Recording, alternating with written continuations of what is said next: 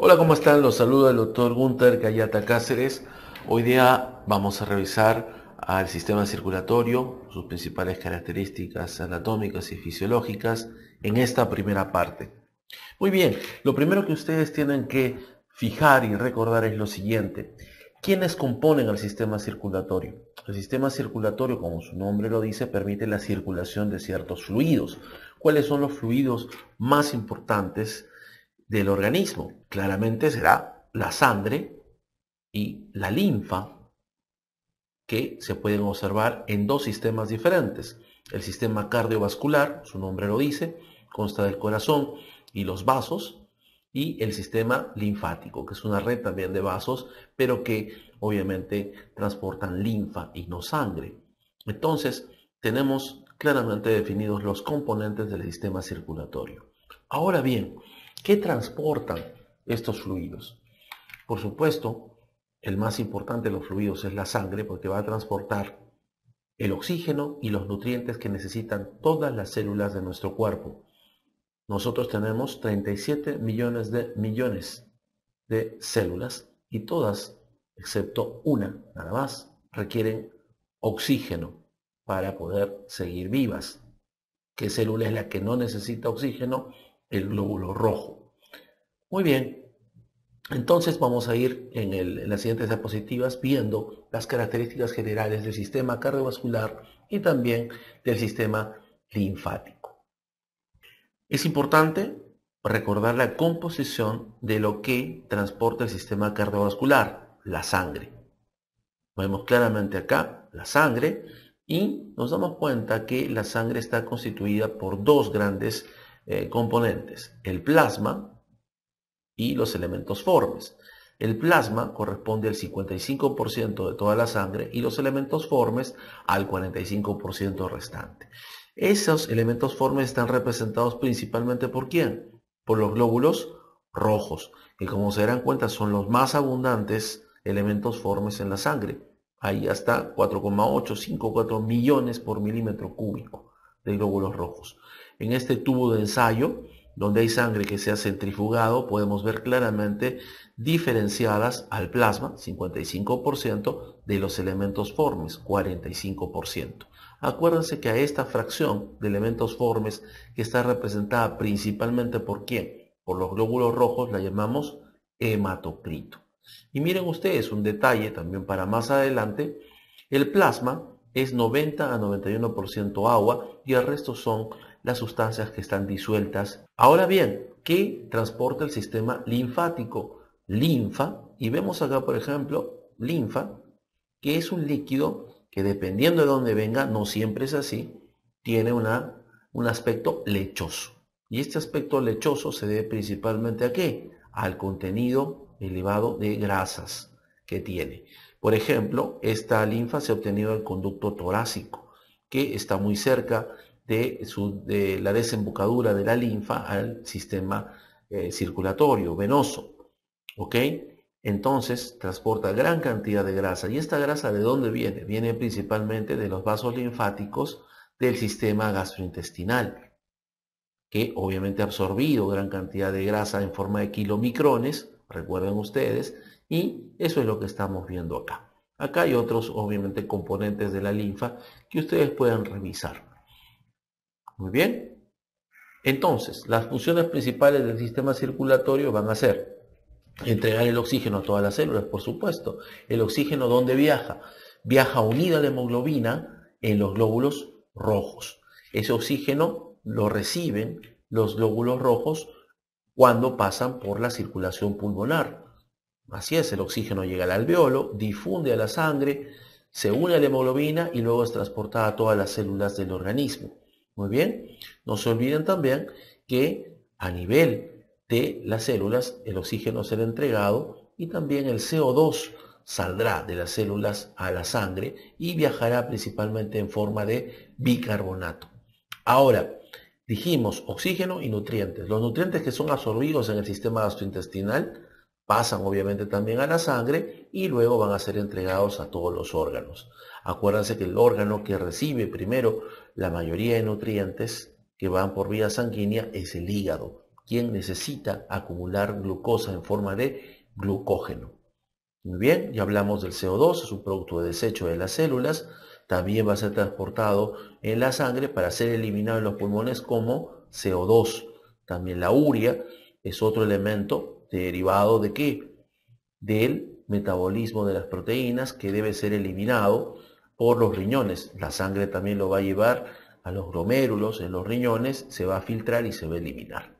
Muy bien, ahora el sistema circulatorio, como es un sistema de transporte, también transporta sustancias como las hormonas que permiten la comunicación entre célula y célula. Por ejemplo, ¿no? Si estamos hablando de glándulas, podríamos hablar de la hormona, por ejemplo, tiroidea, ¿no? Que es liberada por la glándula tiroides y que va a ir a todas las células del organismo para mantener el metabolismo adecuado. Igual podría ser, por supuesto, la insulina, ¿no? Que viaja, es liberada por el páncreas y por la sangre llega a todas las células del organismo y permite el ingreso de glucosa a ellas. Muy bien, el sistema circulatorio también, mediante vasoconstricción o vasodilatación de los vasos de la piel, va a permitir controlar la temperatura, ¿sí? Si hay vasoconstricción, entonces hay menos pérdida de temperatura, la temperatura aumentará, y cuando la temperatura ambiental ha aumentado, entonces los vasos de la piel se dilatan para perder calor. Entonces el control de la temperatura también obviamente es parte de las funciones del sistema circulatorio. Y esto que está en el recuadro verde es la función principal de la linfa. Cuando la sangre llega a los capilares, se produce una filtración para la entrega del oxígeno y de los nutrientes del líquido, pero gran parte de ese líquido va a regresar a los vasos y una pequeña parte de ese líquido va a convertirse o va a aumentar el líquido que se encuentra en el intersticio y ese líquido va a pasar a la linfa y va a llegar nuevamente a la circulación. Ahora, una función adicional del sistema linfático es que en estos vasos linfáticos vamos a observar también entre ellos estaciones que se llaman ganglios linfáticos donde existen células inmunes, como por ejemplo los linfocitos, ¿de acuerdo? Los mismos macrófagos también pueden circular por los vasos linfáticos y van a permitir que la persona que por ejemplo tenga una infección, una bacteria en el intersticio, pueda defenderse mediante la proliferación de células inmunes que se producen en los ganglios. Y como ya dijimos, acuérdense, el aspecto lechoso de la linfa también transporta lípidos en forma de triglicéridos absorbidos en el tracto gastrointestinal. El sistema circulatorio entonces es indispensable para la homeostasis. Recuerden qué cosa es homeostasis. Homeostasis es el equilibrio del medio interno. El medio interno es el líquido intersticial, es el líquido que rodea las células. La homeostasis se refiere a qué? Al equilibrio de las variables que tiene este líquido que rodea las células. Pueden ser, por ejemplo, variables de tipo físicas, ¿no? Puede haber variaciones de temperatura, de osmolaridad, de pH, variaciones en los niveles de glucosa, de oxígeno. Todo eso debe mantenerse en equilibrio para que la célula se mantenga viva. Y como dijimos, ¿qué hace el sistema circulatorio? El sistema circulatorio absorbe nutrientes y agua, mantiene, por supuesto, a la célula con niveles adecuados de glucosa, mantiene también los niveles de agua, tanto en los vasos como en el intersticio, adecuados, recibe el oxígeno de los pulmones, llega también a las células, el CO2 de las células pasa a la sangre y es eliminada por los pulmones. Si hay un exceso de agua, lo eliminan los riñones, pero obviamente llega sangre a los riñones con ese exceso y es eliminado. Igual la urea, como ya dijimos, y no se olviden también de, obviamente, el exceso de calor, ¿no es cierto? ¿Qué pasará con los vasos que se encuentran acá en la piel? Si se dilatan, se pierde calor, cuando por ejemplo hay un aumento de la temperatura ambiental, y si se contraen, se conserva calor, y eso obviamente se produce cuando la temperatura ambiental ha disminuido. Entonces está claro que el sistema circulatorio es indispensable para la homeostasis de ¿qué? Del medio interno celular. Muy bien, el sistema cardiovascular se va a organizar de la siguiente forma. Su nombre lo dice, tienes al corazón y tienes los vasos. El corazón es una bomba electromecánica. Cuando hablamos de bomba, quiere decir que es un órgano capaz de contraerse y al contraerse expulsa sangre. Esa sangre es la que va a circular por todo el cuerpo. ¿Quiénes van a conducir a la sangre? Los vasos. ¿De acuerdo? Desde el corazón hacia los órganos y todos los tejidos van a ser conducidos por las arterias, ¿sí? Corazón, arterias, y va a llegar a los capilares donde se produce el intercambio, la entrega de oxígeno, de nutrientes y la salida de CO2 y otras sustancias de desecho de la célula, ¿correcto? La sangre que ha regresado a los capilares va a regresar al corazón a través de las venas. Entonces, el corazón expulsa sangre. Esa sangre es conducida a los tejidos por las arterias. En los tejidos se intercambia oxígeno, nutrientes y también se elimina CO2 y productos de desecho a través de los capilares. La sangre que contiene justamente estos productos viaja por las venas y regresa ¿a dónde? Al corazón. En el corazón, ¿qué va a suceder? La sangre pobremente oxigenada nuevamente se oxigenará en los pulmones y el CO2 que las células produjeron se eliminarán también mediante la exhalación. ¿Correcto? La urea, ¿a dónde irá? La urea va a ser eliminada, pero ya no por los pulmones, sino que esta sangre que viaja por las venas y pasa nuevamente con el corazón, por el corazón, perdón, otra vez regresará a las arterias y al riñón, y en el riñón se filtrarán una serie de sustancias de desecho. Dentro de ellas, la más importante es la urea. Muy bien. Ahora, el corazón y a los vasos, vamos a darnos cuenta que son también regulados. Esta regulación se produce de forma automática. En este caso hay una autorregulación del corazón. Hay una regulación neural también, porque el corazón va a responder a estímulos de tipo simpático predominantemente, y también estimulación hormonal, una gran cantidad de sustancias que van a alterar no solamente el corazón, sino también a los vasos. Acá podríamos hablar también de las catecolaminas, por ejemplo. Podríamos hablar del sistema renina-angiotensina-aldosterona, que va a producir, ¿qué cosa? Una vasoconstricción también en los diferentes vasos, ya sean arterias y venas. En fin, eso lo van a ver con más detalle cuando hablemos del sistema circulatorio como curso. Muy bien. Y ahora veremos la organización del sistema cardiovascular. ¿Qué tenemos? Dijimos que eran bomba electromecánica, pero en verdad son dos bombas. Hay un ventrículo izquierdo y hay un ventrículo derecho. ¿Sí? El ventrículo izquierdo bombea sangre que va a circular por este circuito, que es el circuito sistémico. Este circuito permite la entrega de sangre a todos los órganos del cuerpo, excepto a los pulmones. ¿Correcto? Y el ventrículo derecho, que es la otra bomba, va a bombear sangre que va a ir por este circuito que se llama circuito pulmonar. ¿Correcto? Que va a irrigar exclusivamente ¿a quién? A los pulmones. ¿Correcto? ¿Cuál es el objetivo de esta sangre? Principalmente que la sangre que llega pobremente oxigenada se oxigene en los pulmones y que el CO2 pueda ser eliminado al exterior. Muy bien. Entonces repasemos la ruta de estos dos circuitos. Por si acaso, el circuito sistémico también se llama o lo llaman circulación mayor, y el circuito pulmonar lo llaman también circulación menor. Muy bien, entonces nosotros tenemos acá el ventrículo izquierdo que ha recibido sangre oxigenada, que se oxigenó acá en los pulmones a través de las venas pulmonares. Esta sangre del ventrículo izquierdo bombea justamente dicha sangre a través de la válvula aórtica. La sangre pasa a la aorta y se va a distribuir en todos los órganos del cuerpo excepto los pulmones, ¿no? El cerebro, el corazón, el mismo corazón, los riñones, el tracto gastrointestinal, el músculo esquelético, la piel. Acá se produce el intercambio de oxígeno, nutrientes, la salida de CO2 y productos de desecho. Todo eso pasa a las venas sistémicas y regresa ¿a dónde? A la aurícula derecha. Esto es en las cavidades derechas del corazón. De la aurícula derecha pasa al ventrículo derecho y el ventrículo derecho se contrae, ¿no? Y la sangre pasa a través de la válvula pulmonar, entra a las arterias pulmonares y llega a los pulmones. ¿Para qué? Para poder recibir oxígeno. Nuevamente, los glóbulos rojos van a unirse al oxígeno y para eliminar el CO2. Y este ciclo se va a mantener para mantener, por supuesto, la vida de nuestro organismo. Muy bien, pasamos. Ahí está, algo más de los circuitos. Vamos un poco con la anatomía. Si hay algo que ustedes tienen que reconocer en la anatomía de superficie, es este ángulo, el ángulo esternal, ¿correcto? Vemos acá la fosa yugular, miren ustedes. Si ustedes se palpan justamente por encima del esternón, van a tener ahí una pequeña hendidura, ¿sí? Acá están los bordes del esternocleidomastoideo y acá hay una pequeña fosa. Ahí van a sentir la primera porción del esternón, que es el manubrio, ¿sí? Y luego el cuerpo, el esternón, ¿ok?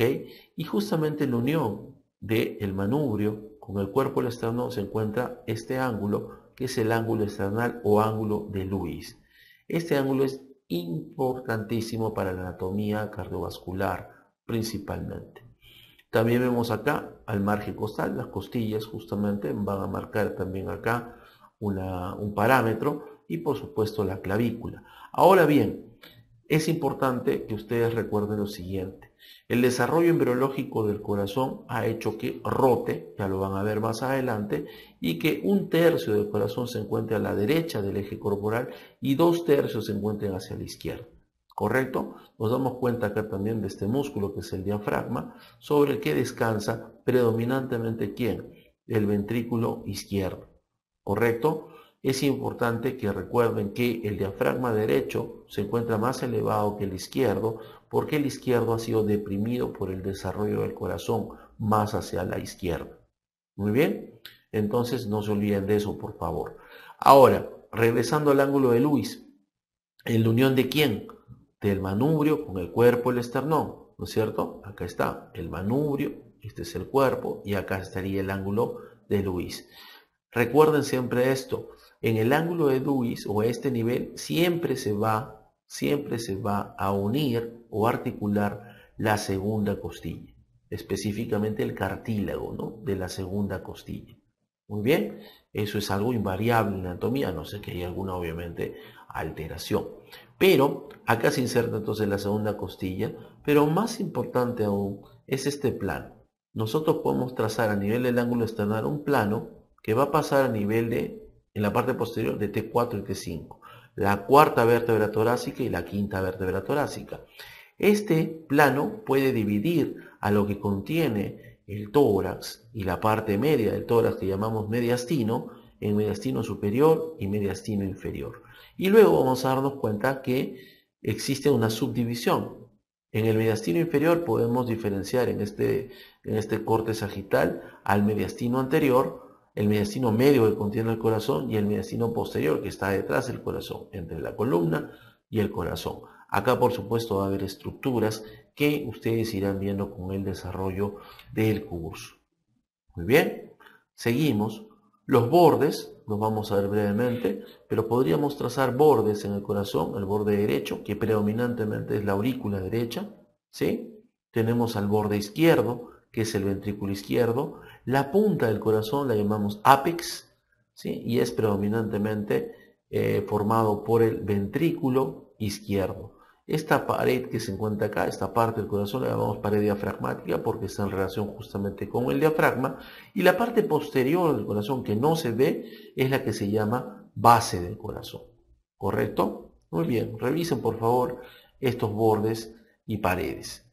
Ahora, ¿por qué nos ayuda el ángulo de Lewis? Es muy importante, porque miren ustedes, sabemos que es la segunda costilla. Esto lo podemos palpar el ángulo de Lewis y podemos palpar la segunda costilla. Y con eso también podríamos fácilmente determinar los espacios intercostales.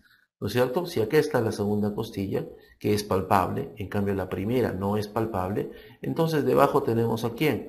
Al segundo espacio intercostal, luego al tercero, al cuarto, al quinto, al sexto, al séptimo, al octavo, al noveno, ¿no es cierto? Que es lo que se ve acá. Y eso nos va a permitir identificar los focos de ocultación, ¿sí? Las válvulas, ven ustedes acá, las válvulas del corazón son 4. Recuerden, la válvula que separa a la aurícula y al ventrículo derecho se llama válvula tricúspide. La válvula que separa a la aurícula izquierda del ventrículo izquierdo se llama válvula mitral. Muy bien. Y las válvulas que separan a quién? Al ventrículo izquierdo de la aorta es la válvula aórtica y al ventrículo derecho de el tronco pulmonar es la válvula pulmonar. Muy bien, acá están estas válvulas y vamos a darnos cuenta que nosotros podemos poner un estetoscopio y si los colocamos en ciertos lugares vamos a poder detectar el flujo de sangre que está pasando a través de estas válvulas. Por ejemplo, la válvula mitral, ¿de acuerdo? La válvula mitral, que es esta de acá, se encuentra anatómicamente en este lugar, ¿sí? Pero miren ustedes, se escucha el flujo de sangre que pasa a través de ella, se escucha mejor acá. En el quinto espacio intercostal, ¿de acuerdo? Unos 8 centímetros lateral a la línea medio esternal, que vendría a ser esta línea de acá, ¿sí? Otros dicen también a nivel de la línea medio clavicular, quinto espacio intercostal. Este será el foco de ocultación mitral. En cambio, el foco tricuspidio, que es la válvula que separa a quién, a la aurícula derecha del ventrículo derecho, se escucha también en el quinto espacio intercostal, pero justo al lado del esternón, en el lado izquierdo. Muy bien, entonces pondré mi estetoscopio acá para el foco mitral y acá para el foco tricuspidio. Nos quedan otras dos válvulas. La válvula aórtica, correcto, que es la que anatómicamente se encuentra acá, puede escucharse, o el flujo que pasa a través de ella puede escucharse acá, en el segundo espacio intercostal derecho, justo al lado del esternón.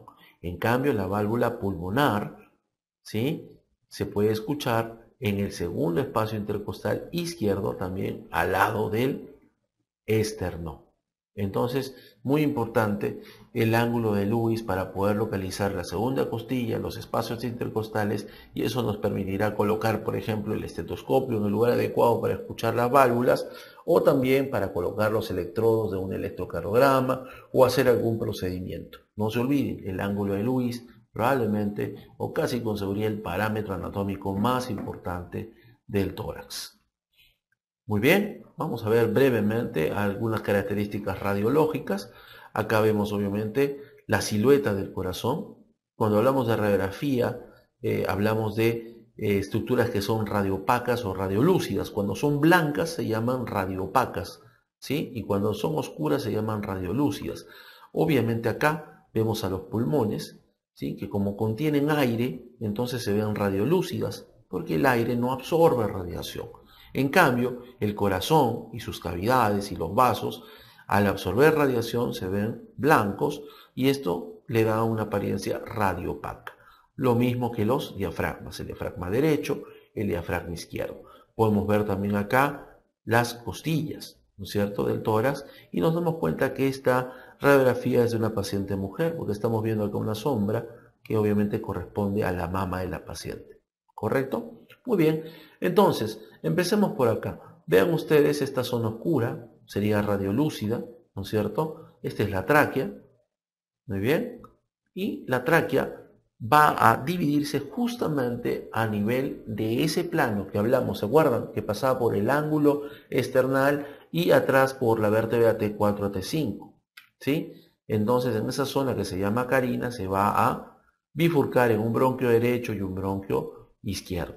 Muy bien, la tráquea entonces nos ayuda para poder localizar estructuras relacionadas al sistema cardiovascular. Acá vemos uno que es muy llamativo y uno de los más importantes, que es la sombra o, digamos, sí, vendría a ser la imagen radiopaca de ¿quién? Del arco aórtico. Muy bien, la aorta sale del ventrículo izquierdo y va a irse hacia el mediastino posterior, va a dar una vuelta y justamente cuando está dando esa vuelta, esa curva que se llama arco aórtico, forma este botón aórtico, ¿no? Acá vemos en el lado derecho a la vena que va a terminar ¿en dónde? En la aurícula derecha. Acuérdense que el borde derecho es la aurícula derecha. Esta vena es la vena cava superior, ¿sí?, que está descendiendo para entrar acá a la aurícula derecha. Y acá vemos a la aorta, ¿no? Miren ustedes, ascendiendo del ventrículo izquierdo y dándose la vuelta y formando este botón aórtico. Estas especies de ramas que se ven acá son la arteria pulmonar derecha y la arteria pulmonar izquierda. Ya dijimos, el borde izquierdo es el ventrículo izquierdo, el borde derecho es la aurícula derecha, esta zona de acá predominantemente es el ventrículo derecho y podemos ver al hemidiafragma derecho y al hemidiafragma izquierdo. Esta tomografía no la vamos a revisar, la veremos más adelante en el curso de sistema circulatorio. Ahora bien, cuando uno abre el tórax, puede ver que el corazón está protegido ¿por quién? Por este saco fibroso que es el saco pericárdico. Miren ustedes, sumamente fuerte, con gran cantidad de colágeno y que se une ¿a quién? Al diafragma que se encuentra por debajo. Muy bien, este saco pericárdico lo protege ¿de qué? De cualquier tipo de lesión, ¿de acuerdo? Hasta cierto punto, por supuesto, y también va a contener líquido. Miren, acá en este corte podemos ver al pericardio. Este es el pericardio fibroso, el mismo que vemos acá. Y vamos a darnos cuenta que debajo hay un pericardio que se llama pericardio no fibroso, sino pericardio seroso. ¿Ok? Este pericardio seroso tiene un tejido mucho más suave y permite la salida de cierta cantidad de líquido a este espacio, que sería el espacio pericárdico o cavidad pericárdica. ¿Ok? Hay líquido pericárdico entonces. La capa que está en contacto directo con el pericardio fibroso, la capa del pericardio seroso, se llama capa parietal. Hace una reflexión acá, en ustedes, un doblez, y recubre ¿a quién? Al miocardio. Y a esto se le llama capa visceral del pericardio seroso o epicardio. Es parte de la pared del corazón. ¿Se entiende? Entonces tenemos que la pared del corazón tiene su capa más externa que se llama capa visceral del pericardio seroso o epicardio. Luego está el músculo netamente, que es el miocardio. Y luego la capa más íntima, la capa que está en contacto con la sangre, que es la cavidad cardíaca, que se llama endocardio. Muy bien, no se olviden entonces de la protección de ¿quién? Del pericardio fibroso. Va a evitar también la sobredistensión del corazón y este líquido, que son 15 a 50 mililitros que va a estar acá, va a reducir la fricción del corazón con el mismo saco pericárdico cuando se esté contrayendo. Muy bien.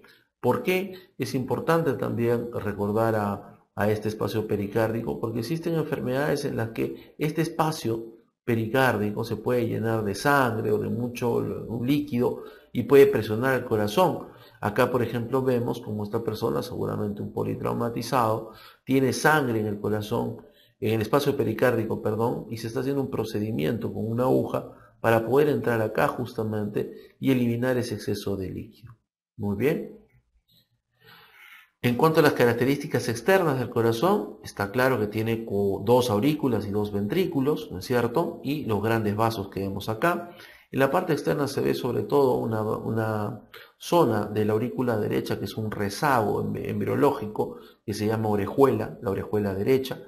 Esto vendría a ser obviamente ya el ventrículo derecho. Acá vemos a la arteria coronaria, esta es una arteria coronaria que se llama descendente anterior, correcto, que está pasando por un surco, este surco que veríamos acá, que es el surco interventricular anterior, correcto, que va a separar ¿a quién? Al ventrículo derecho del ventrículo izquierdo. La punta del ventrículo izquierdo, no se olviden que es el ápex, así como hay una orejuela derecha en la aurícula derecha, hay una orejuela izquierda en la aurícula izquierda. Y acá ya podemos ver a los vasos. Este es el tronco pulmonar que están haciendo el ventrículo derecho y que origina la aurícula, perdón, a la arteria pulmonar izquierda y a la derecha. Aquí estamos viendo aquí a la aorta, que como se darán cuenta es lateral y posterior al tronco pulmonar. Acá se curva para pasar al mediastino posterior y forma el arco aórtico que tiene tres ramas. Y acá vemos a la vena cava superior que está llegando ¿a dónde? A la aurícula derecha. Acuérdense la radiografía, ahí lo relacionamos. Otro dato importante es la gran cantidad de grasa que tiene el corazón, ¿no ven? No es que esta persona sea muy obesa o que tenga un exceso de colesterol, sino que la grasa se acumula normalmente, sobre todo a nivel de los surcos donde van a transcurrir las arterias, porque el corazón, el miocardiocito que se contrae, digamos, obtiene energía en el 66% de toda la energía que recibe es en forma de lípidos. ¿Ok? Otra cosa importante es reconocer que el miocardio, que es el músculo del corazón que se encuentra en los ventrículos, está independizado ¿de quién?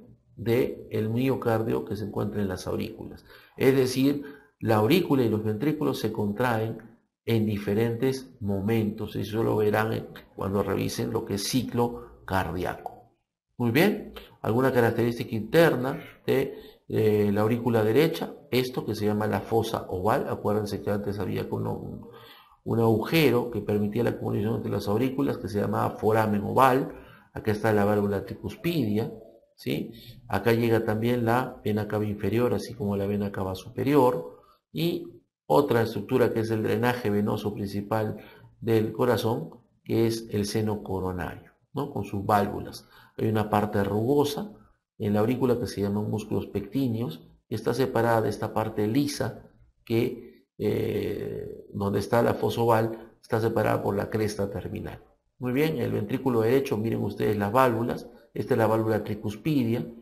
Tiene también una porción rugosa que se llaman trabéculas carnosas, y estos músculos que van a unirse a las cuerdas tendíneas de las válvulas y van a mantener cerrada esta válvula. Cuando el ventrículo se contraiga, la sangre debe salir por acá, pero va a querer también salir por acá, a través de la válvula. Menos mal que tenemos a quienes, a estos músculos papilares que van a mantener cerradas y tensas a las valvas de la válvula tricuspidia durante la contracción del ventrículo derecho.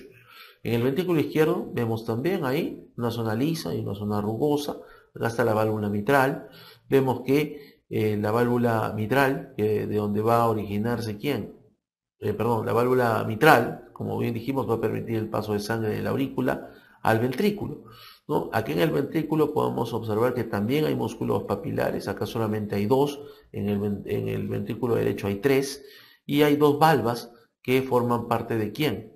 De la válvula tricuspidia, ¿no es cierto? Que también al contraerse van a evitar que la sangre se regrese. ¿De dónde? Regrese del ventrículo izquierdo a la aurícula izquierda. ¿Por dónde debe salir? Debe salir por la aorta. Muy bien, seguimos. Acá podemos observar claramente, miren ustedes, la diferencia en el grosor del músculo entre el ventrículo izquierdo, que es este de acá, y el ventrículo derecho. El ventrículo izquierdo tiene el doble y a veces hasta el triple de grosor en su pared que el ventrículo derecho. ¿Por qué necesita tanto músculo el ventrículo izquierdo? Porque requiere una gran fuerza para poder inyectar la sangre a todos los órganos del cuerpo, excepto a los pulmones. En cambio, el ventrículo derecho, ¿no?, solamente inyecta sangre para los pulmones, que están mucho más cerca y que tienen vasos que ofrecen menos resistencia al paso de la sangre. Por eso su músculo es menos desarrollado. Y acá vemos a una pared o un tabique que separa el ventrículo izquierdo del ventrículo derecho, que se llama septum o tabique interventricular. Muy bien, ahora sí, las arterias coronarias son importantes, por supuesto, porque van a determinar, o su obstrucción va a determinar una enfermedad que es la que mata más en el mundo, que es el infarto agudo de miocardio. Ustedes habrán escuchado al respecto. Las arterias principales del corazón son las arterias coronarias, la derecha y la izquierda. Ambas nacen ¿de quién? De la arteria aorta. Muy bien, la arteria coronaria derecha va a seguir por este surco que se encuentra entre la aurícula y el ventrículo, que se llama surco coronario, ¿sí? Esta arteria va a dar algunas ramas muy importantes, como esta, por ejemplo, que se va a una estructura que está en la aurícula derecha, que se llama nodo sinusal. Este nodo sinusal es el que conocemos como marcapaso del corazón. Es esta estructura la que va a hacer que la electricidad, el potencial de acción, ¿sí?, que se genera en ella misma, viaje por las aurículas y los ventrículos y permita que el corazón se contraiga. ¿Para qué? Para poder expulsar la sangre por los circuitos, ya sea sistémico o pulmonar. Muy bien, ahí hay otras ramas que ustedes pueden revisar en este esquema. Y la arteria coronaria izquierda va a dar origen ¿a quién? A dos ramas. Esta, que es la rama interventricular anterior, también conocida como descendente anterior izquierda, y esta, que es la rama circunfleja. ¿Correcto? Es importante conocerlas, porque cuando alguien sufre un infarto, la gran mayoría de veces se debe a que se ha obstruido esta arteria, la interventricular anterior, ¿sí? Luego, lo más frecuente es que sea la circunfleja, y en tercer lugar está esta, que es la coronaria derecha. Estas dos arterias rodean, miren ustedes, al corazón por sus surcos coronarios, ¿sí? Esta es la arteria coronaria derecha, que sí llega hacia la parte posterior y da origen a arterias como la interventricular posterior, y más bien de la arteria coronaria izquierda, la que da la vuelta y llega a la parte posterior es la rama circunfleja. ¿Correcto? Muy bien, que van a irrigar junto con la coronaria derecha y la ventricular posterior, la cara posterior del corazón. Acá está un esquema que los puede ayudar para relacionar las ramas y también las zonas que son irrigadas por estas arterias. Muy bien, ahora hablemos de quién, del sistema eléctrico.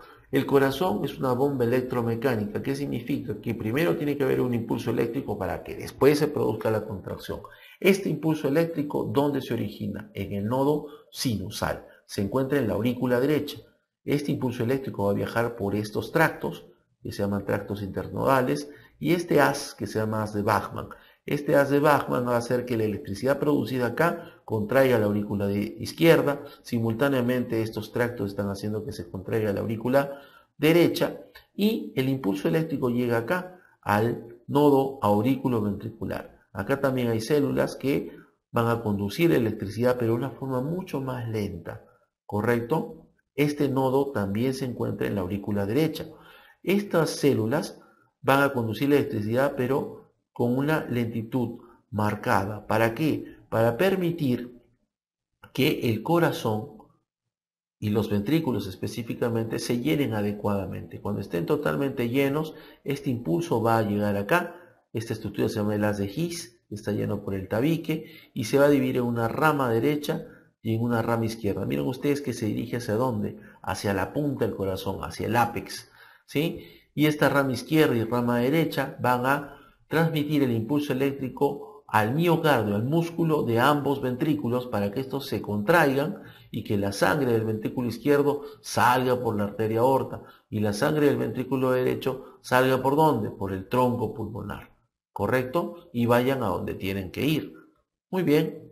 Finalmente hablaremos del sistema linfático. Como se darán cuenta, existen una gran cantidad de vasos linfáticos y miren ustedes, en el transcurso de estos vasos linfáticos existen estas estructuras que se llaman ganglios linfáticos, ¿correcto?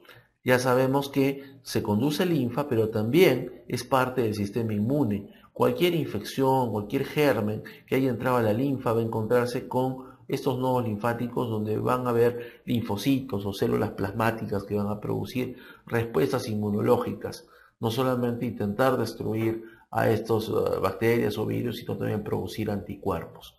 Ahora, la linfa que viene de los intestinos, viene por troncos intestinales y llega a esta cisterna, muy importante, miren dónde está acá a nivel de T12 y L1, ahí está, ¿sí? A ese nivel está la cisterna aquilosa, ¿no? Recibe linfa principalmente ¿de dónde?